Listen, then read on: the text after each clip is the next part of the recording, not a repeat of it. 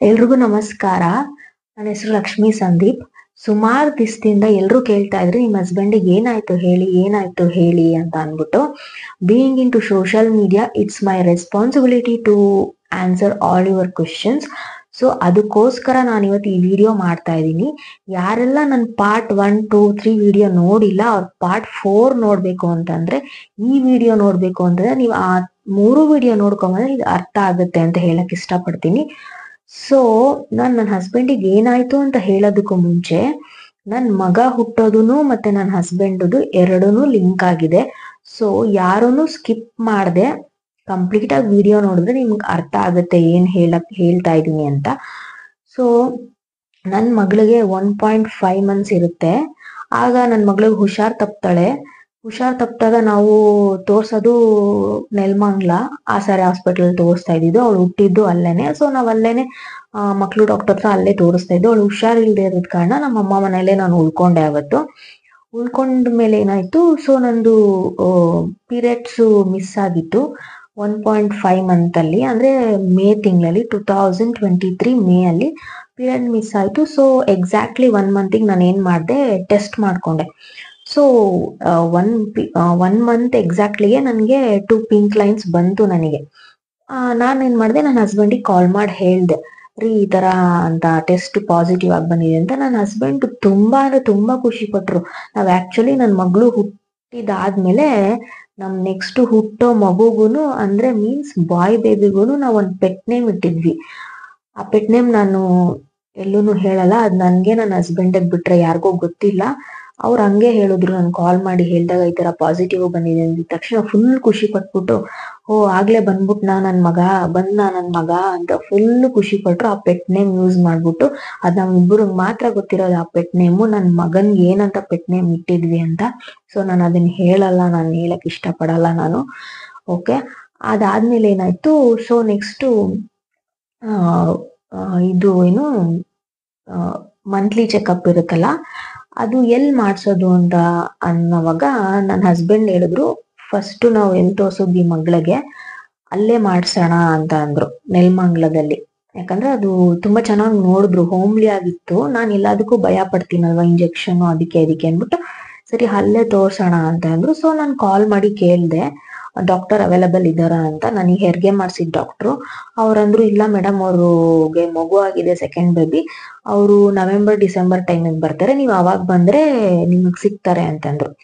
So ನಾವೇನ್ ಮಾಡಿದ್ವಿ, okay ಅಂತ ಅಂದ್ಬಿಟ್ಟು, ನನ್ನ ಫ್ಯಾಮಿಲಿ ಡಾಕ್ಟ್ರು ಇಲ್ಲಿ ನಮ್ಮಮ್ಮ ಮನೆ ಹತ್ರ ಇದ್ದಾರೆ, ನಾನು ಅಲ್ಲೇ ತೋರಿಸ್ತೀನಿ ಅಂತ ಅಂದ್ಬಿಟ್ಟು ಇಲ್ಲೇ ತೋರ್ಸಕ್ ಸ್ಟಾರ್ಟ್ ಮಾಡಿದೆ ನಾನು ಅಮ್ಮ ಮನೆ ಹತ್ರ. ಫ್ಯಾಮಿಲಿ ಡಾಕ್ಟರ್ ಅಲ್ವಾ, ಆಬ್ವಿಯಸ್ಲಿ ಅವ್ರಿಗೆ ಗೊತ್ತಿರುತ್ತೆ ನಮ್ ಕನ್ಸನ್ನು. ಸರಿ ತೋರ್ಸಾದ್ಮೇಲೆ ಅವರು 1 month ಆಗಿತ್ತಲ್ವಾ, ನಂಗೆ ಫೋಲಿಕ್ ಆಸಿಡ್ ಟ್ಯಾಬ್ಲೆಟ್ಸ್ ಎಲ್ಲ ಕೊಟ್ರು. ಆಮೇಲೆ 6 weekಗೆ ಒಂದು ಸ್ಕ್ಯಾನಿಂಗ್ ಬರ್ಕೊಟ್ರು, ಅರ್ಲಿ ಪ್ರೆಗ್ನೆನ್ಸಿ ಸ್ಕ್ಯಾನ್ ಬರ್ಕೊಟ್ರು. ಸರಿ ಆಯ್ತು ಅಂದ್ಬಿಟ್ಟು 6 weekಗೆ ನಾನು ನನ್ನ ಹಸ್ಬೆಂಡು ಸ್ಕ್ಯಾನಿಂಗ್ ಮಾಡ್ಸಕ್ ಹೋದ್ವಿ. 6 weekಗೆನೆ ಹಾರ್ಟ್ ಬೀಟ್ ಎಲ್ಲ ಬಂದಿತ್ತು ಬೇಬಿದು. ಯಾರ್ದು ಸಾಮಾನ್ಯವಾಗಿ ಬರಲ್ಲ ಹಾರ್ಟ್ ಬೀಟು, 6 weekಗೆ ಬಂದಿತ್ತು. ನನ್ನ ಹಸ್ಬೆಂಡ್ ಸ್ಕ್ಯಾನಿಂಗ್ ರಿಪೋರ್ಟ್ ನೋಡ್ಬಿಟ್ಟು ಫುಲ್ ಖುಷಿ ಆಗ್ಬಿಟ್ಟು, ಬಾರೆ ನಮಗೆ ಗಂಡ್ ಮಗುನೇ ಆಗೋದು ಈ ಸಲಿ ಅಂತ ಅಂದ್ರು. ನೀನ್ ಎಷ್ಟು ಕಾನ್ಫಿಡೆಂಟ್ ಆಗಿ ಹೇಳ್ತಿದ್ಯಾ ರೀ ಅಂತಂದೆ. ಇಲ್ಲ, ಆಕ್ಚುಲಿ ನನ್ನ ಹಸ್ಬೆಂಡು ನನ್ ಕನ್ಸೀವ್ ಆಗೋಕ್ಕೂ ಮುಂಚೆನೆ ರಾಘವೇಂದ್ರ ಸ್ವಾಮಿ ಮಂತ್ರಾಲಯಕ್ಕೆ ಹೋಗಿ ಬೇಡ್ಕೊಂಡ್ ಬಂದಿರಂತೆ, ನಮ್ಗೆ ಈ ಸಲಿ ಆದ್ರೆ ಗಂಡ್ ಮಗುನೇ ಆಗ್ಬೇಕು ಅಂತ ಅನ್ಬಿಟ್ಟು ಹರಕೆ ಮಾಡ್ಕೊಂಡ್ ಬಂದಿದ್ರಂತೆ. ಓಕೆ ಆಯ್ತು, ಅವ್ರು ಖುಷಿ ಆದ್ರು, ನಾನು ಖುಷಿ ಆಗಿದ್ದೆ. ಆಮೇಲೆ ಹಿಂಗೆ ಸೆಕೆಂಡ್ ಮಂತ್ಗೆ ಅಂದ್ರೆ 8 weekಗೆ ಇದ್ ಕೊಡ್ತಾರೆ, ನೆಕ್ಸ್ಟ್ ಸ್ಕ್ಯಾನಿಂಗ್ ಬರ್ಕೊಡ್ತಾರೆ. ಆದ್ಮೇಲೆ ಬ್ಲಡ್ ಟೆಸ್ಟ್, ಯೂರಿನ್ ಟೆಸ್ಟ್ ಎಲ್ಲ ಹೇಳಿದ್ರು. ಸರಿ ಆಮೇಲೆ ಲೋ ಲೈನ್ ಪ್ರೆಸೆಂಟಾ ಬೇರೆ ಅಂತ ಹೇಳ್ಬಿಟ್ಟಿದ್ರು ನನ್ಗೆ ಫಸ್ಟ್ ಸ್ಕ್ಯಾನಿಂಗ್ ಅಲ್ಲಿ. ಸೊ ನನ್ನ ಹಸ್ಬೆಂಡು ಭಯ ಬಿದ್ದು, ನೀನ್ ಅಮ್ಮನ ಮನೇಲೆ ಇರು, ರೆಸ್ಟ್ ತಗೋ ಆರಾಮಾಗಿ, ಈ ಮಗು ಸಲೀಸಾಗಾಗ್ಲಿ, ಏನಕ್ಕೂ ಟೆನ್ಷನ್ ತಗೋಬೇಡ ನೀನು, ಆರಾಮಾಗಿ, ನಮ್ಗೆ ಇದೊಂದು ಮಗು ಆಗೋಗ್ಬಿಟ್ರೆ ನಮ್ಗೆ ಖುಷಿ, ಏನು ಸಮಸ್ಯೆ ಬರಲ್ಲ, ಆರಾಮಾಗಿ ನೀನ್ ಟೆನ್ಷನ್ ಇಲ್ದಿರ ಆರಾಮಾಗಿ ಅಮ್ಮನ ಮನೇಲಿ ಇರು ಅಂತ ಹೇಳಿದ್ರು. ನಾನು ಹೋಗಿ ಬಂದು ಮಾಡ್ತಾ ಇದ್ದೆ. ಅಂದ್ರೆ ಲೋ ಲೈನ್ ಪ್ರೆಸೆಂಟಾ ಅಂತಂದ್ರೆ ಎಲ್ಲೂ ಓಡಾಡಂಗಿಲ್ಲ, ರೆಸ್ಟ್ ತಗೋಬೇಕು, ಆಯ್ತಾ. ಸೊ ಏನಾಯ್ತು, ನಾನು ರೆಸ್ಟ್ ತಗೊಂತಾ ಇದ್ದೆ. ಸೆಕೆಂಡ್ ಮಂತ್ ಸ್ಕ್ಯಾನಿಂಗು ಮಾಡಿಸ್ದೆ, ಬ್ಲಡ್ ಮತ್ತೆ ಯೂರಿನ್ ಟೆಸ್ಟ್ ಎಲ್ಲ ಮಾಡಿಸ್ದೆ. ಬ್ಲಡ್ ಟೆಸ್ಟ್ ಮಾಡ್ಬೇಕಾದ್ರೆ ಏನಾಯ್ತು, ನನ್ನ ಬ್ಲಡ್ ನ ತಪ್ಪಾಗಿ ಕೊಟ್ಬಿಟ್ಟಿದ್ರು ನನ್ನ ಫ್ಯಾಮಿಲಿ ಡಾಕ್ಟ್ರು.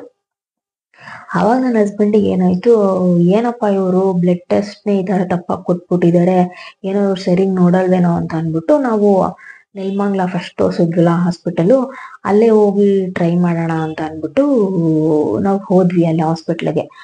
ಅವ್ರು ಏನಂತ ನಮ್ಗೆ ಸಜೆಸ್ಟ್ ಮಾಡಿದ್ರು ಅಂದ್ರೆ, ಡಾಕ್ಟರ್ ಫೋನಲ್ಲಿ ಅವೈಲಬಲ್ ಇದ್ದಾರೆ, ನೀವು ಫೋನಲ್ಲಿ ಸಜೆಷನ್ ತಗೊಳ್ಳಿ, ಮಂತ್ಲಿ ಬಂದ್ರು ನೀವು ಫೋನಲ್ಲಿ ಸಜೆಷನ್ ತಗೊಳ್ಳಿ, ನೆಕ್ಸ್ಟ್ ನಿಮಗೆ ಸಿಗ್ತಾರೆ ಡಾಕ್ಟ್ರು ನವೆಂಬರ್ ಡಿಸೆಂಬರ್ ಟೈಮಿಗೆ ಅಂತ ಅಂದ್ರು. ಸರಿ ನಾವು ಓಕೆ ಅಂತ ಅಂದ್ಬಿಟ್ಟು ನಾನು ನನ್ನ ಹಸ್ಬೆಂಡು ನೆಲಮಂಗ್ಲ ಹಾಸ್ಪಿಟ್ಲಿಗೆ ಹೋಗ್ಬಿಟ್ಟು ಈ ತರ 1-2 ಮಂತ್ಸ್ ಚೆಕಪ್ ಎಲ್ಲ ಆಗಿದೆ, ಬ್ಲಡ್ ಯೂರಿನ್ ಟೆಸ್ಟ್ ಎಲ್ಲ ಆಗಿದೆ, ಸ್ಕ್ಯಾನಿಂಗು ಆಗಿದೆ. ಸೊ ನೆಕ್ಸ್ಟ್ ಫರ್ದರ್ ನಾವು ಇಲ್ಲೇ ತೋರಿಸ್ತೀವಿ ಅಂತ ಹೇಳಿದ್ವಿ. ಫೋನಲ್ಲಿ ಡಾಕ್ಟರ್ ನಮ್ಗೆಲ್ಲ ಇನ್ಸ್ಟ್ರಕ್ಷನ್ಸ್ ಕೊಟ್ರು. ನೆಕ್ಸ್ಟ್ 4th ಮಂತ್ಗೆ ನೀವು ಯಾವ್ಯಾವ ರೀತಿ ಸ್ಕ್ಯಾನ್ ಮಾಡಿಸ್ಬೇಕು ಏನು ಅಂತ ಅಂದ್ಬಿಟ್ಟು ಮೆಡಿಸನ್ಸ್ ಎಲ್ಲ ಕೊಟ್ಟು ಕಳ್ಸಿದ್ರು. ಸೊ ಅಷ್ಟೇ, ಎಲ್ಲ ಆಯ್ತು. ಬೇಬಿ ಎಲ್ಲ ಚೆನ್ನಾಗೇ ಇತ್ತು, ಅಂದ್ರೆ ಲೋ ಲೈನ್ ಪ್ರೆಸೆಂಟ್, ರೆಸ್ಟ್ ತಗೋಬೇಕು ಅಷ್ಟೇ. ಅದ್ರ ಮಧ್ಯೆನೂ ನನ್ನ ಹಸ್ಬೆಂಡ್ ಅಲ್ಲಿ ಕರ್ಕೊಂಡು ಹೋಗೋದು, ಇಲ್ಲಿ ಕರ್ಕೊಂಡು ಹೋಗೋದು, ಹೋಟೆಲ್ ಕರ್ಕೊಂಡು ಹೋಗೋದು, ತಿನ್ಸೋದು ಇದೆ ಅವ್ರದ್ದು ಯಾವಾಗ್ಲೂನು. ಮಾಮೂಲಿ 2 ವೀಲರ್ ಎಲ್ಲ ಆರಾಮಾಗಿ ಓಡಾಡ್ತಿದ್ವಿ.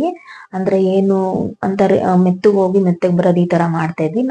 ಅವ್ರಿಗೆ ಏನ್ ಇಷ್ಟ ಅಂದ್ರೆ, ಎಲ್ಲಾರು ಫುಡ್ ಚೆನ್ನಾಗಿದ್ರೆ ಅಲ್ಲಿ ಹೋಗಿ ತಿನ್ಸ್ಬಿಟ್ಟು ಬರ್ಬೇಕು. ನನ್ನ ಪ್ರೆಗ್ನೆಂಟ್ ಬೇರೆ ಇದ್ನಲ್ಲ, ಸೊ ಅವ್ರಿಗೆ ತುಂಬಾ ಕನ್ಸರ್ನ್ ಇತ್ತು. ನಾವ್ ಮಗ್ಳೂನು ಕರ್ಕೊಂಡು ಹೋಗ್ತಿದ್ವಿ, ಹಿಂಗೆ ತುಂಬಾ ಚೆನ್ನಾಗಿ ನಡ್ಕೊಂಡು ಹೋಗ್ತಿತ್ತು.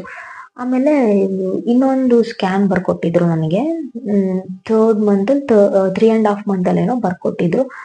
ಆ ಸ್ಕ್ಯಾನಿಂಗು ನನ್ನ ಹಸ್ಬೆಂಡು ಗುರುವಾರನೇ ಹೋಗ್ಬೇಕು ಆ ಸ್ಕ್ಯಾನಿಂಗ್ ಮಾಡ್ಸೋಕೆ ಅಂತ ಅಂದ್ರು. ಸರಿ ಆಯ್ತು ಅಂತ ಅಂದ್ಬಿಟ್ಟು ಗುರುವಾರ ಹೋಗಿ ಸ್ಕ್ಯಾನಿಂಗ್ ಮಾಡ್ಸಿದ್ವಿ. ಸ್ಕ್ಯಾನಿಂಗ್ ಮಾಡ್ಸಾದ್ಮೇಲೆ ನನ್ಗೆ ಒಂದು ಗಟ್ ಫೀಲಿಂಗ್ ಆಯ್ತು, ನನಗ್ ಬಾಯ್ ಬೇಬಿನೇ ಆಗೋದು ಅಂತ ಅಂದ್ಬಿಟ್ಟು. ಆ ಸ್ಕ್ರೀನ್ ಮೇಲೆ ಡಾಕ್ಟರ್ ಹಂಗೆ ಬಿಟ್ಬಿಟ್ಟಿದ್ರು ಬೇಬಿ ಇಮೇಜ್ನ. ಸೊ ನಾನು ಅದನ್ನ ನೋಡೋದ್ಮೇಲೆ ನನ್ಗೆ ಅನ್ನಿಸ್ತು ಬಾಯ್ ಬೇಬಿನೇ ಇರ್ಬೋದೇನೋ ಮೋಸ್ಟ್ಲಿ ಅಂತ ನನ್ನ ಹಸ್ಬೆಂಡಿಗೆ ಹೇಳಿದೆ ರೀ, ನನ್ಗೂ ಅನ್ಸಿದೆ ರೀ ಬಾಯ್ ಬೇಬಿನೇ ಅಂತ. ಹ್ಞೂ ಕಣೆ, ಯಾರು ಏನೇ ಹೇಳೋದು ಅದು ಗಂಡ್ ಮಗುನೇ. ನೀನ್ ಏನ್ ಇಷ್ಟು ಕಾನ್ಫಿಡೆಂಟ್ ಆಗಿ ಹೇಳ್ತಿದ್ಯಾ ಅಂದ್ರೆ, ನನಗ್ ನಂಬಿಕೆ ಇದೆ, ಒಂದ್ ನಂಬಿಕೆ, ದೇವ್ರ ಮೇಲೆ ಒಂದ್ ನಂಬಿಕೆ ಅಂತ ಅಂದ್ರು. ಓಕೆ ಅಂತ ಅಂದ್ಬಿಟ್ಟು ಎಲ್ಲ ಚೆನ್ನಾಗೇ ನಡೀತಿತ್ತು. 3.5 ಮಂತ್, ಆಲ್ಮೋಸ್ಟ್ ನನಗೆ 3.5 ಮಂತ್ 4 ಮಂತ್ ಒಳಗಡೆ ನನಗೆ ಬೇಬಿ ಮೂಮೆಂಟ್ಸ್ ಬಂದಿತ್ತು. ನಾನು ನನ್ನ ಹಸ್ಬೆಂಡ್ಗೆ ಹೇಳ್ದೆ ರೀ, ಈ ತರ ಬೇಬಿ ಮೂಮೆಂಟ್ಸ್ ಬರ್ತಿದೆ ಅಂತ. ಅವ್ರು ಇದಿದ್ದು ಫುಲ್ ಖುಷಿ ಪಟ್ಬಿಟ್ರು. ಅವರು, ಅಮ್ಮ ನೀನು ಫಸ್ಟ್ ರೆಸ್ಟ್ ತಗೋ, ಯಾವ್ದನ್ನು ಚಿಂತೆ ಮಾಡ್ಬೇಡ, ಆರಾಮಾಗಿರು, ನೀನು ಈ ಪ್ರೆಗ್ನೆನ್ಸಿಲಿ ಆರಾಮಾಗಿರು, ಅಮ್ಮನ ಮನೇಲೇ ಇರೋ, ಆರಾಮಾಗಿರು ಅಂತ ಹೇಳಿದ್ರು ನನ್ಗೆ. ಜನ 1000 ಮಾತಾಡ್ಕೊಬೋದು, ಇವಳು ಅಮ್ಮನ ಮನೇಲಿ ಇದ್ಲು ಅಂತ. ನನಗ್ ಗೊತ್ತು, ನನ್ನ ಹಸ್ಬೆಂಡು ಗೊತ್ತು ಏನು ರಿಯಾಲಿಟಿ ಅಂತ ಅನ್ನೋದು. ಯಾಕಂದ್ರೆ ನನ್ನ ಹಸ್ಬೆಂಡು ಫಸ್ಟ್ ಇಂಪಾರ್ಟೆನ್ಸ್ ಕೊಡೋದು ಹೆಂಡತಿ ಮಕ್ಳು ಚೆನ್ನಾಗಿರ್ಬೇಕು ಅಷ್ಟೇ. ಸರಿ, ಹಿಂಗೆ ಚೆನ್ನಾಗಿ ನಡ್ಕೊಂಡು ಹೋಗ್ತಿತ್ತು. ಆಮೇಲೆ ವರಮಹಾಲಕ್ಷ್ಮಿ ಹಬ್ಬಕ್ಕೆ ಇಲ್ಲಿ ನಮ್ಮ ಅಮ್ಮನ ಮನೇಲೂ ಮಾಡ್ತಾರೆ, ನಮ್ಮ ಅತ್ತೆ ಮನೇಲೂ ವರಮಹಾಲಕ್ಷ್ಮಿ ಹಬ್ಬ ಮಾಡ್ತಾರೆ. ಆಕ್ಚುಲಿ ಹೋಗ್ಬೇಕಿತ್ತು ವರಮಹಾಲಕ್ಷ್ಮಿ ಹಬ್ಬಕ್ಕೆ. ಇವ್ರೇನ್ ಹೇಳಿದ್ರು, ನಾನೇ ಬರ್ತೀನಿ ವರಮಹಾಲಕ್ಷ್ಮಿ ಹಬ್ಬಕ್ಕೆ ನಿಮ್ಮ ಅಮ್ಮನ ಮನೆಗೆ, ನೀನೇನ್ ಬರ್ಬೇಡ, ರೆಸ್ಟ್ ತಗೋ, ನೀನ್ ಸುಮ್ನೆ ಅಲ್ಲಿಂದ ಇಲ್ಲಿಂದ ಓಡಾಡ್ಬೇಡ, ನೀನು ಸುಮ್ನೆ ಇರು ಅಂತಂದ್ರು. ಸರಿ ಆಯ್ತು ಅಂದ್ಬಿಟ್ಟು ಬಂದ್ರು. ಹೋಳಿಗೆ ಊಟ ಎಲ್ಲ ಮಾಡಿದ್ರು. ಎಲ್ಲ ಚೆನ್ನಾಗಿತ್ತು. ಎಲ್ಲ 4 ಜನನು ಕುತ್ಕೊಂಡು ಊಟ ಎಲ್ಲ ಮಾಡಿ ಎಲ್ಲ ಚೆನ್ನಾಗಿತ್ತು. ಅದೇ ಲಾಸ್ಟ್ ಊಟನೋ ಏನೋ ನನಗ್ ಗೊತ್ತಿಲ್ಲ. ಅದಾದ್ಮೇಲೆ ಏನಾಯ್ತು, ನೆಕ್ಸ್ಟ್ ನಾನೇ ಹೋಗ್ಬೇಕು ಅನ್ಕೊಂಡಿದ್ದೆ ಮನೆಗೆ. 4 ಮಂತ್ಸ್ ಆಗಿತ್ತಲ್ವ, ನಾನೇ ಹೋಗೋಣ ಇರು ಅಂತ ಅನ್ಕೊಂಡಿದ್ದೆ. ಆಮೇಲೆ ನಮ್ಮ ಅತ್ತೆ ಏನೋ ನೋಡ್ಬೇಕು ಅಂದ್ರಂತೆ, ಇನ್ನ ಸ್ವಲ್ಪ ದಿವಸ ರೆಸ್ಟ್ ನೀನ್ ಇಲ್ಲೇನೆ ಆಯ್ತು ಅಂದ್ಬಿಟ್ಟು ನಮ್ಮ ಅತ್ತೆ ಮತ್ತೆ ನಮ್ಮ ಯಜಮಾನ್ರು ಬುಧವಾರ, ವರಮಹಾಲಕ್ಷ್ಮಿ ಆಗಿದ್ದು ನೆಕ್ಸ್ಟ್ ವಾರ ಬುಧವಾರ ನಮ್ಮ ಮನೆಗ್ ಬಂದಿದ್ರು ನನ್ನ ಮಗಳನ್ನ ನೋಡೋಕೆ ಅಂತ ಅನ್ಬಿಟ್ಟು. ಅದೇ ಲಾಸ್ಟ್ ಊಟ ಮಾಡಿದ್ದು ನನ್ನ ಹಸ್ಬೆಂಡ್ ನಮ್ಮ ಮನೇಲಿ. ಅವ್ರು ಯಾವಾಗ್ಲೂನು ಬಾ ಊಟಕ್ಕೆ ಕೂತ್ಕೋ, ಎಲ್ಲಾರನು ಒಟ್ಟಿಗೆ ಕೂರಿಸ್ಕೊಂಡು ಊಟ ಮಾಡ್ತಿದ್ದು. ಅವತ್ತೇನೋ ಗೊತ್ತಿಲ್ಲ ನನ್ಗೆ, ಎಷ್ಟು ಕರೆದ್ರು ಊಟ ಮಾಡು ಬಾ ಜೊತೆಗೆ ಅಂತ. ಇಲ್ಲ ರೀ ಆಮೇಲೆ ಮಾಡ್ತೀನಿ, ಯಾಕೋ ಹೊಟ್ಟೆ ತೊಳಸ್ತಿದೆ ನನಗೆ, ಆಮೇಲೆ ಮಾಡ್ತೀನಿ ನಾನು, ನೀನ್ ಮಾಡು ಫಸ್ಟ್ ಊಟ ಅಂದ್ಬಿಟ್ಟು ನಮ್ಮ ಅತ್ತೆಗೂ ನಮ್ಮ ಯಜಮಾನ್ರಿಗೂ ಊಟ ಬಡ್ಸಿದ್ವಿ. ಸೊ ಬುಧವಾರ ಬಂದಿದ್ದು ಆಯ್ತು. ತಿರ್ಗಾ ಶನಿವಾರ ಏನಾಯ್ತು, 5:30ಗೆ ಸೆಪ್ಟೆಂಬರ್ 2 5:30ಗೆ ನನ್ನ ಮಗಳ ಕೈಲಿ ಕಾಲ್ ಮಾಡಿಸ್ದೆ. ಅವ್ರ ಫೋನ್ ಎತ್ಬಿಟ್ಟು, ಇರು ಮಗಳೇ ಬರ್ತಾ ಇದೀನಿ ಮನೆಗೆ, ಅಂದ್ರೆ ನಮ್ಮ ಅಮ್ಮನ ಮನೆಗೆ ಬರ್ತಾ ಇದೀನಿ ಇರು ಅಂತ ನನ್ನ ಮಗಳಿಗೆ ಅಂದ್ಬಿಟ್ಟು ಫೋನ್ ಕಟ್ ಮಾಡಿದ್ರು. ಅವತ್ತು ಸೆಪ್ಟೆಂಬರ್ 2 ನಮ್ಮ ಯಜಮಾನ್ರು ತಂಗಿ ಮತ್ತೆ ಅವ್ರ ಹಸ್ಬೆಂಡ್ಗೆ ಸೀರಿಯಸ್ ಆಗ್ಬಿಟ್ಟು ಅವರು ಹಾಸ್ಪಿಟ್ಲಿಗೆ ತೋರ್ಸ್ಕೊಳಕ್ಕೆ ಅಂತ ಅಂದ್ಬಿಟ್ಟು ನಮ್ಮ ಯಜಮಾನ್ರು ಮನೆಗ್ ಬಂದಿದ್ರು. ಸೊ ಅವ್ರಿಗೂ ಆ ಕಡೆ ಹುಷಾರಿರ್ಲಿಲ್ಲ, ಆ ತರ ಇತ್ತು. ಆಮೇಲೆ ಏನಾಯ್ತು, 5:30 ಅದ ಫೋನ್ ಕಟ್ ಮಾಡಿದ್ರು ಅವರು. ಇದೆ 8:30ಗೆ ನಾನು ನನ್ನ ಮಗಳು ಟಿವಿ ನೋಡ್ತಾ ಇದ್ವಿ. ನನ್ನ ಮಗಳು ಸೋಡ್ ಕಚ್ತಾ ಇದ್ಲು. ಮಕ್ಳು ಸೋಡ್ ಕಚ್ಚಿದ್ರೆ ಏನೋ ಅಂತ ಏನೋ ಒಂದು ಸಿಗ್ನಲ್, ಏನೋ ಒಂದು ಕೆಟ್ಟದಾಗುತ್ತೆ ಅನ್ನೋ ಒಂದು ಸಿಗ್ನಲ್. ಸರಿ, ಏನಿದು 8:30 ಆದ್ರೂ ಕಾಲೇ ಮಾಡಿಲ್ವಲ್ಲ ಅವರು, ಇಷ್ಟೋ ತನಕ ಇರೋದೇ ಇಲ್ವಲ್ಲ, ಕಾಲೇ ಮಾಡಿಲ್ವಲ್ಲ ಅಂತ ಅನ್ಬಿಟ್ಟು ಹಂಗೆ ಟಿವಿ ನೋಡ್ತಾನೆ ಇದ್ದೆ. 10 ಗಂಟೆಗೆ, ಸೆಪ್ಟೆಂಬರ್ 2 10 ಗಂಟೆಗೆ ನಮ್ಮ ಅತ್ತೆ ನಮ್ಮ ಅಪ್ಪನ ಮೊಬೈಲಿಗೆ ಕಾಲ್ ಮಾಡಿದ್ರು. ಇದೇನಿದು, ನಮ್ಮ ಅತ್ತೆ ನಮ್ಮ ಅಪ್ಪನ ಮೊಬೈಲಿಗೆ ಕಾಲ್ ಮಾಡ್ತಾರೆ. ನಮ್ಮ ಅತ್ತೆ ಮೇಲ್ಗಡೆ ಬನ್ನಿ ಅಣ್ಣ ಅಂತಂದ್ರು. ಸರಿ, ನಾನು ಹಿಂದೆಗಡೆ ಹೋದ್ರೆ ನಂಗೆ ಗೊತ್ತಾಯ್ತು ಏನೋ ಆಗೋಗ್ಬಿಟ್ಟಿದೆ ಅಂದ್ರು. ಫೋನಲ್ಲಿ ಕೇಳಿಸ್ಕೊಂಡು ನಾನೇನ್ ಮಾಡಿದೆ, ಅಪ್ಪ ಬಾ ಹೋಗೋಣ, ಇಮ್ಮಿಡಿಯೇಟ್ ಹೋಗೋಣ ಅಂತ ಅಂದ್ಬಿಟ್ಟು ಹೋದೆ. ನನ್ಗೆ ಅವ್ರಿಗೆ ಫೋನ್ ಮಾಡಕ್ಕೂ ನನಗೆ ಆಗ್ತಾ ಇಲ್ಲ, ಅಷ್ಟು ಭಯ. ನಾನು ಅವ್ರ ಫ್ರೆಂಡ್ಸ್ ಫೋನ್ ಮಾಡಿ ಏನೂ ಆಗಿಲ್ಲ ಅಮ್ಮ, ಏನೂ ಆಗಿಲ್ಲ ಅಂತ ಇದಾರೆ, ಆಕ್ಸಿಡೆಂಟ್ ಆಗಿದೆ ಅವ್ರಿಗೆ ಅಂತ ಅಂದ್ಬಿಟ್ಟು ಹೇಳಿದ್ರು ನಮ್ಮತ್ತೆ. ಸರಿ, ನಾನು ನಮ್ಮಪ್ಪ ನನ್ನ ಮಗಳನ್ನ ನಮ್ಮ ಅಮ್ಮನ ಮನೆಯಲ್ಲೇ ಬಿಟ್ಬಿಟ್ಟು ನಾನು ನಮ್ಮಪ್ಪ ಹೋದ್ವಿ ಹಾಸ್ಪಿಟಲ್ಗೆ. ಎಷ್ಟು ಆಲ್ಮೋಸ್ಟ್ ಒಂದು 10:30 ಆಗಿತ್ತು. ಹೋಗೋಷ್ಟರಲ್ಲಿ ಒಂದು 11 ಏನೋ ಆಗಿತ್ತು.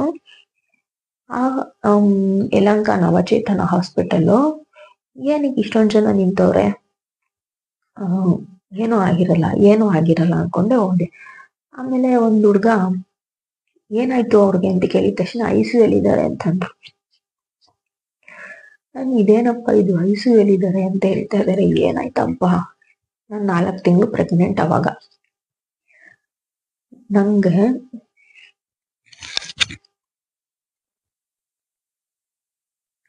ಆಯ್ತು, ICU ಇದ್ದಾರೆ ಅಂತ ಅಂದ್ರು. ಏನೂ ಆಗಿರಲ್ಲ ಅನ್ನೋ ಒಂದು ನಂಬಿಕೆ ಮೇಲೆ ಇದ್ದೆ ನಾನು. ಆಮೇಲೆ ಒಳಗಡೆ ಹೋಗಿ ನೋಡಿದ ತಕ್ಷಣ ಅವ್ರ ತಲೆಯಲ್ಲಿ ಬ್ಲಡ್ ಬರ್ತಿತ್ತು.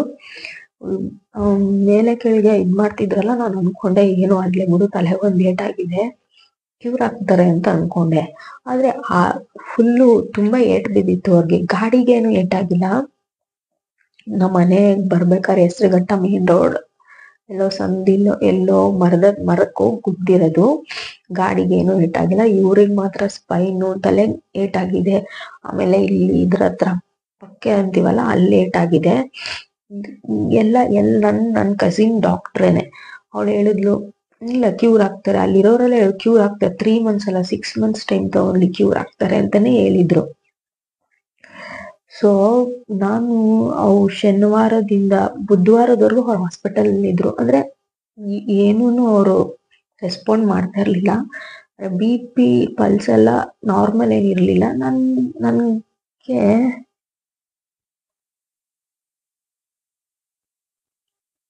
BP ಪಲ್ಸು ಯಾವ್ದು ನಾರ್ಮಲ್ ಅಂತ ಇರ್ಲಿಲ್ಲ. ಜ್ಞಾನ ಯಾವಾಗ ಬರುತ್ತೋ ಹೇಳಕ್ ಆಗಲ್ಲ ಅಂತ ಅಂದ್ರು. ಸೊ ನಾನು ದೇವಸ್ಥಾನ ಸುತ್ತುತ್ತಾ ಇದೀನಿ, ಅಷ್ಟು ದೇವಸ್ಥಾನ ಸುತ್ತುತ್ತಾ ಇದೀನಿ. ಒಂದ್ ದೇವ್ರು ಬಿಡ್ದಿರ ಸುತ್ತುತ್ತಾನೆ ಇದೀನಿ. ಮನೆ ದೇವ್ರಿಗೂ ಹೋಗ್ ಬಂದೆ. ಅವ್ರಿಗೆ ICU ಅಲ್ಲಿ ಪರ್ಮಿಷನ್ ಕೇಳ್ಕೊಂಡು ಕುಂಕುಮ ಇಡೋದು, ಹೂವ ಇದು ಅರ್ಚನೆ ಮಾಡ್ಸಿದ್ದು, ಹೂವ ಇಡೋದು, ಹಿಂಗೆಲ್ಲ ಮಾಡ್ತಾ ಇದೀನಿ. ಒಳ್ಳೆ ಮೆಂಟಲ್ ತರ ಎಲ್ಲಾ ದೇವಸ್ಥಾನ ಸುತ್ತುತ್ತಾ ಇದೀನಿ. ಯಾವ ದೇವ್ರಿಗೂ ಕರುಣೆ ಇಲ್ಲ. ಹೊಟ್ಟೆಲ್ ಒಂದ್ ಮಗು ಇಟ್ಕೊಂಡು 2 years ಒಂದ್ ಬೇಬಿ ಇಟ್ಕೊಂಡು ನಾನು ಇವ್ರು ಈ ತರ ಬೆಡ್ ಮೇಲೆ ಮಲಗಿದ್ದಾರೆ. ನೋಡಕ್ ಎಷ್ಟು ಹಿಂಸೆ ಆಗ್ತಿತ್ತು ಅಂತಂದ್ರೆ, ಇಲ್ಲ ಕ್ಯೂರ್ ಆಗ್ತಾರೆ ಎಲ್ಲಾರು ಅಲ್ಲಿ, ಡಾಕ್ಟ್ರು ಅಷ್ಟೇ. ಆಮೇಲೆ ಟ್ಯೂಸ್ಡೇ ಏನಾಯ್ತು, ಸೆಪ್ಟೆಂಬರ್ 5 ಸಾಯಂಕಾಲ MRI ಮಾಡಿದ್ರು. MRI ಮಾಡಾದ್ಮೇಲೆ ಬೆಳಗ್ಗೆ ಡಾಕ್ಟರ್ ಬಂದು ಏನಾಯ್ತು ಅಂತೆಲ್ಲ ಹೇಳ್ತಾರೆ. ಆಪರೇಷನ್ ಮಾಡಿದ್ರೆ ಎಲ್ಲ ಸೊರ ಹೋಗುತ್ತೆ ಅಂತೆಲ್ಲ ಹೇಳಿದ್ರು. ಸೊ ನಾನು ಅದೇ ಹೋಪ್ ಮೇಲೆ ಇದ್ದೆ, ಏನೂ ಆಗಲ್ಲ. 1 year ಬೇಕಾದ್ರೂ ಅವ್ರು ರೆಸ್ಟ್ ತಗೊಳ್ಳಿ ಅಂತಾನೆ ಇದ್ದಿದ್ದು ಮೈಂಡ್ ಸೆಟ್ಟು. ದುಡ್ಡಿಗಂತೂ ಯಾರು ಯೋಚನೆ ಮಾಡಿರ್ಲಿಲ್ಲ. ಎಷ್ಟಾದ್ರೂ ಆಗ್ಲಿ ಅವರು ಆರಾಮಾಗಿ ಓಡಾಡ್ಕೊಂಡು ಕಣ್ಮುಂದೆ ಇರ್ಬೇಕು ಅನ್ನೋದು ಎಲ್ಲಾರ ಇಂಟೆನ್ಷನ್ ಆಗಿತ್ತು. ಇನ್ಫ್ಯಾಕ್ಟ್ ನಮ್ಮಪ್ಪನೂ ಅಷ್ಟೇ, ಎಷ್ಟು ಏನಾದ್ರೂ ಆಗ್ಲಿ ನಾನು ಅಳಿಯ ಚೆನ್ನಾಗಿರ್ಬೇಕಷ್ಟೆ. ಆಮೇಲೆ ನನ್ನ ಮೈದನೂ ಅಷ್ಟೇ, ನನ್ನ ಆತ್ಮೀಯರು ಎಲ್ಲಾರು ಅಷ್ಟೇ, ನಮ್ಮ ಅತ್ತೆ ನಮ್ಮ ಮಾವ ಏನಾದ್ರೂ ಆಗ್ಲಿ ನನ್ ಮಗ ಉಳಿಬೇಕಷ್ಟೆ, ಚೆನ್ನಾಗಿರ್ಬೇಕಷ್ಟೆ. ಅವನು ಅಷ್ಟೇ ಒಂದು ಇಂಟೆನ್ಷನ್ ಇದ್ದಿದ್ದು. ನಂಗೆ ಮೈಂಡ್ ಅಲ್ಲಿ ನನ್ನ ಮಗಳಿಗೆ ಏನಂತ ಉತ್ತರ ಕೊಡ್ಲಿ ನಾನು, ಅವಳ ಪಪ್ಪ ಎಲ್ಲಿ ಅಂತಂದ್ರೆ ಏನಂತ ಉತ್ತರ ಕೊಡ್ಲಿ ಅನ್ನೋದು ಒಂದು ಫಿಕ್ಸ್ ಆಗಿತ್ತು ನನ್ನ ಮೈಂಡಲ್ಲಿ ಏನಿಲ್ಲ ಅಂತ. ಆಮೇಲೆ ಬೆಳಗ್ಗೆ ಡಾಕ್ಟರ್ ಬಂದು ಹೇಳ್ತಾರೆ ಸೆಪ್ಟೆಂಬರ್ 6 ಏನು ಇಂಜುರಿ ಏನಾಗಿದೆ, ಆಪರೇಷನ್ ಮಾಡಬೇಕು ಅಂತ ಹೇಳ್ತಾರೆ. ಇಲ್ಲ ಫೈನ್, ಎಲ್ಲ ಚೆನ್ನಾಗಾಗುತ್ತೆ. ಆಮೇಲೆ 3 days ಇಂದ ಪಲ್ಸು ಮತ್ತೆ ಬಿ ಪಿ ಎಲ್ಲ ನಾರ್ಮಲ್ ಬರ್ತಿತ್ತು. ಒಂದು ಏನೋ ಒಂದು ಹೋಪ್ ಇತ್ತು. ಆಮೇಲೆ ಬೆಳಗ್ಗೆ ನೋಡಿದ್ರೆ ಎಲ್ಲ ದೇವಸ್ಥಾನಕ್ಕೆಲ್ಲ ಹೋಗಿ ಬಂದಿದ್ದೀವಿ, ಹಾಸ್ಪಿಟ್ಲಿಗೆ ಹೋಗಿದ್ದೀನಿ. All of a sudden doctor is no more ಅಂತ ಅಂದ್ರು.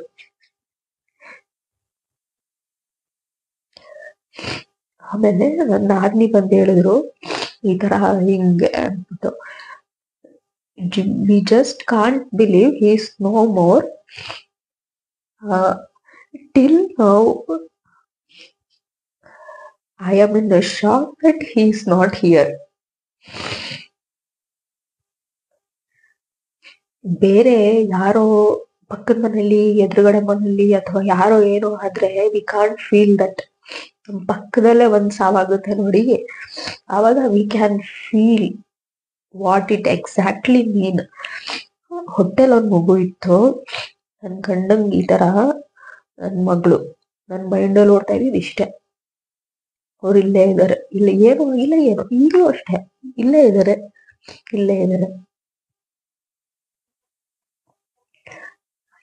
I can't accept that he's no more. ನಾನು ಅನ್ಕೊಂಡೆ, ಇಲ್ಲ ನನ್ನ ಮಗಳನ್ನ ನನ್ನ ತಂಗಿ ನಮ್ಮ ಅಪ್ಪ ಅಮ್ಮನ ಹತ್ರ ಬಿಟ್ಬಿಟ್ಟು I should also go with him ಅಂತ ಅಂದ್ಬಿಟ್ಟು. ಆಮೇಲೆ ಯೋಚನೆ ಮಾಡಿದೆ, ಅವ್ರ ಆಸೆ ಎಲ್ಲ ಗಂಡು ಮಗು ಮೇಲಿತ್ತು. ಯಾಕಂದ್ರೆ he is the last generation of our family. So ಅವ್ರ ಆಸೆ ಏನಿತ್ತು, ಗಂಡು ಮಗು ನೋಡ್ಬೇಕು. ನನ್ನ ರೆಸ್ಪಾನ್ಸಿಬಿಲಿಟಿ ಅದು. ಸ್ಟ್ರಾಂಗ್ ಮೈಂಡ್ ಅನ್ನೋದಕ್ಕಿಂತ I don't know what's happening over there. ಆ ತರ ಪರಿಸ್ಥಿತಿಲಿ ನಾನಿದ್ದೆ. ಅಂಡ್ ಟಿಲ್ ಟುಡೇ ನಾನು ಅದನ್ನ ಅಕ್ಸೆಪ್ಟ್ ಮಾಡ್ಕೊಳಕ್ ರೆಡಿ ಇಲ್ಲ. ಅವ್ರಿಲ್ಲ ಅನ್ನೋದನ್ನ ನಾನು ಅಕ್ಸೆಪ್ಟ್ ಮಾಡ್ಕೊಳಕ್ ರೆಡಿ ಇಲ್ಲ. Is with me only, is guiding me, is taking me to right path, ಇಷ್ಟೇ. ಅಂಡ್ ದಟ್ ಡೇ ಎಷ್ಟು ನಾನು ಕೊಲ್ಯಾಪ್ಸ್ ಆಗಿದ್ದೀನಿ ಅಂತಂದ್ರೆ, even nobody can imagine my situation like that. ಈ ಕಡೆ ಅವ್ರ ಹಿಂದೆ ನನ್ಗೆ ಹೋಗಕ್ ಆಗ್ತಿಲ್ಲ, ಈ ಕಡೆ ಮಗ್ಳಿಗೆ ಏನು ಉತ್ತರ ಕೊಡ್ಲಿ ಅನ್ನೋ ಗೊತ್ತಾಗ್ತಿಲ್ಲ. ಹೊಟ್ಟೆಲ್ಲೊಂದು ಇಟ್ಕೊಂಡಿದೀನಿ, ಏನ್ ಮಾಡೋದು I don't no. Till today I don't no. ಹಂಗೂ ಅನ್ಕೊಂಡೆ, ಆಯ್ತು ನನ್ ಮಗ ಆಚೆ ಬರ್ಲಿ, ನನ್ 100% ಶೂರ್ ನನ್ ಮಗನೇ. ಎಲ್ಲಾರು ಅಂತಿದ್ರು ಇಲ್ಲ ಅವನೇ ಬರೋದು ನೋ, ನಾನು ಅದನ್ನ ಅಕ್ಸೆಪ್ಟ್ ಮಾಡ್ಕೊಳಲ್ಲ. ನನ್ ಮಗನ ಎಲ್ಲಾರು ಅವನೇ ನಿನ್ ಗಂಡನೇ ಹುಟ್ಟು ಬಂದಿರೋದು ಅಂತ ಹೇಳೋ ನಾನು ಅದನ್ನ ಅಕ್ಸೆಪ್ಟ್ ಮಾಡಲ್ಲ. ಯಾಕಂದ್ರೆ ನನ್ ಗಂಡ ಇಲ್ಲೇ ಇದ್ದಾರೆ. I don't accept that fact. He's no more ಅನ್ನೋದನ್ನ ನಾನು ಅಕ್ಸೆಪ್ಟ್ ಮಾಡ್ಕೊಳಕ್ ರೆಡಿ ಇಲ್ಲ.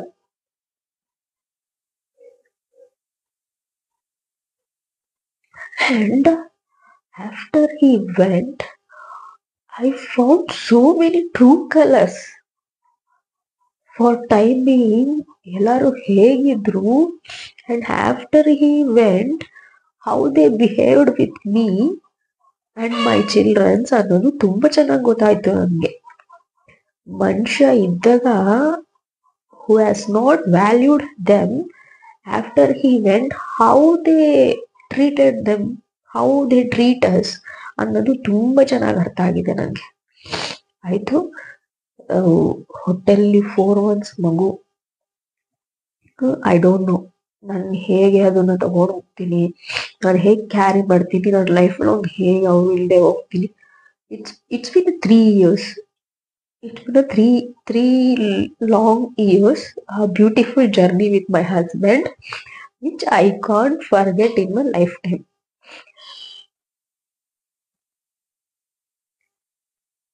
ತುಂಬಾ ಜನ ಹೇಳಿದ್ರು, ಸಮಾಧಾನ ಮಾಡ್ಕೊ, ಅವನೇ ಹುಟ್ಟು ಬರ್ತಾನೆ. ಯಾಕೆ ಸಮಾಧಾನ ಮಾಡ್ಕೋಬೇಕು? My tears rolled out like anything. I screamed like anything because his love was pure on me. His love was pure on me, and it's just a 3 years for ಎಲ್ಲಾರ್ಗೂ ಅದು 3 years ಮದುವೆ ಆಗಿ. ಆದ್ರೆ ನನಗದು 30 ವರ್ಷದ ಫೀಲು. ಐ ಲಾಸ್ಟ್ ಹಿಮ್ ಅನ್ನೋದಕ್ಕಿಂತ is with me is with me. And ಅವ್ರು ಬಿಟ್ಟು ಹೋಗಿರೋ ರೆಸ್ಪಾನ್ಸಿಬಿಲಿಟೀಸ್ ತುಂಬಾ ಇದೆ. And I am doing it, and I will continue doing it until I go and meet him up ಅಂತ ಹೇಳಕ್ ಇಷ್ಟಪಡ್ತೀನಿ. And more over, the damn people I am seeing now, ಹೇಳ್ತೀನಿ ಯಾಕೆ ಅಂತ. And after this major loss in my life, ಹೇಗೆ ನಾನು ನನ್ನ ಮಗನ ಹೊಟ್ಟೆಲಿ ಇಟ್ಕೊಂಡು I suffered, and lot of complications I faced when he is in my womb. Next ನಾನು video ನನ್ನ ಮಗ ಹೊಟ್ಟೆಲಿ ಇದ್ದಾಗ ಏನೇನೆಲ್ಲ ಕಾಂಪ್ಲಿಕೇಶನ್ಸ್ ಆಯಿತು ಆ್ಯಂಡ್ ಹೇಗೆ ಅದನ್ನ ನಾನು ಓವರ್ಕಮ್ ಮಾಡಿದೆ ಅನ್ನೋದು ವಿತ್ ಸ್ಕ್ಯಾನಿಂಗ್ ರಿಪೋರ್ಟ್ಸ್, ನಾನು ಎಷ್ಟು ಸ್ಕ್ಯಾನ್ ಮಾಡಿಸ್ದೆ, ಎಲ್ಲಿ ಮಾಡಿಸ್ದೆ, ಏನಾಯಿತು ಅಂತೆಲ್ಲ ನನಗೆ ನೆಕ್ಸ್ಟ್ ವಿಡಿಯೋದಲ್ಲಿ ಹೇಳ್ತೀನಿ. ಹೋಪ್ ಎಲ್ಲರಿಗೂ ಆನ್ಸರ್ ಸಿಕ್ತು, ಯಾಕೆ ಏನು ಅಂತ ಅಂದ್ಕೊಂಡಿದ್ದೀನಿ. ನನಗೆ ಹೇಳಕ್ಕೆ ಸಾಧ್ಯ ಆಗೋದಿಷ್ಟೇ.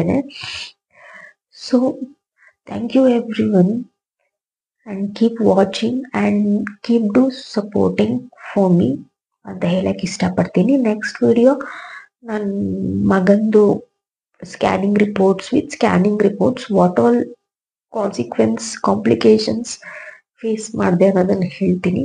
And why I did came to Y T ಅನ್ನೋದು ಕೂಡ ಹೇಳ್ತೀನಿ. ಕೆಲವ್ರಿಗೆ ಈ ಪರಿಸ್ಥಿತಿಯಲ್ಲಿ ವೈಟಿಗೆ ಏನಕ್ಕೆ ಬರಬೇಕಿತ್ತು ಅನ್ನೋದೊಂದು ಕುತೂಹಲ ಇದೆ. ಐ ವಿಲ್ ಟೆಲ್ ಏನಕ್ಕೆ ಅಂತ. ಅಂಡ್ ಇಲ್ಲಿಗೆ ಸಾಕು ಅನ್ಕೊಂತೀನಿ ವಿಡಿಯೋ. ನಿಮಗೆಲ್ಲ ಉತ್ತರ ಸಿಕ್ಕಿದೆ. ಯಾರು ಇದನ್ನ ನನಗೆ ಬ್ಯಾಡ್ ಕಮೆಂಟ್ ಮಾಡಿ ನನಗೆ ಹರ್ಟ್ ಮಾಡಬೇಡಿ, ಯಾಕಂದ್ರೆ ಈಸ್ ವಿತ್ ಮೀ ಅನ್ನೋದು ನನ್ನ ಈ ಇಲ್ಯೂಷನ್ಸ್ ಅಂತ ಅನ್ನೋದಕ್ಕಿಂತ ನನ್ನ ನಂಬಿಕೆ. Okay, thank you so much.